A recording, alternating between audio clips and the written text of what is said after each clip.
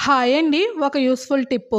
Stove పైన ఒక గుంటగా ఉన్న గరిటె పెట్టేసుకొని, ఆవ నూనె కానీ, నువ్వుల నూనె, కొబ్బరి నూనె ఏదైనా ఒక నూనె తీసుకొని హాఫ్ టేబుల్ స్పూన్ వరకు వాము, 2 కర్పూరం బిళ్ళల్ని పొడి చేసి వేసుకోండి. ఈ కర్పూరము అలానే వాము ఆయిల్‌లో చక్కగా కాగాలి అండి. లో ఫ్లేమ్‌లో దీన్ని కాచుకోవాలి లేదా ఫైర్ అనేది అంటుకుంటూ ఉంది. ఇది మంచిగా వేగుతూ ఉన్నప్పుడు, కరుగుతూ ఉన్నప్పుడు ఇల్లు మొత్తం మంచి సువాసన వస్తుందండి.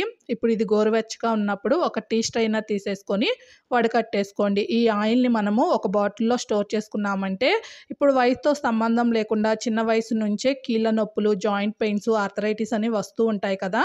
పెద్దవాళ్ళు అయితే మోకాళ్ళ నొప్పులు, నడుము నొప్పులు వస్తూ ఉంటాయి. అలాంటి వాళ్ళు ఎక్కడైతే నొప్పి వస్తుందో ఈ ఆయిల్‌ని అప్లై చేసేసుకొని వేడి నీటిలో ఒక క్లాత్‌ని పిండేసుకొని ఆయిల్ అప్లై చేసిన దగ్గర ఇలా పెట్టేసుకున్నామంటే నిమిషాల్లో ఆ పెయిన్ పోతుందండి. చక్కటి రిలీఫ్ ఉంటుంది. నచ్చితే ట్రై చేసి ఒక లైక్ ఇచ్చి మన ఛానల్‌ని సబ్స్క్రైబ్ చేయండి. Thank you.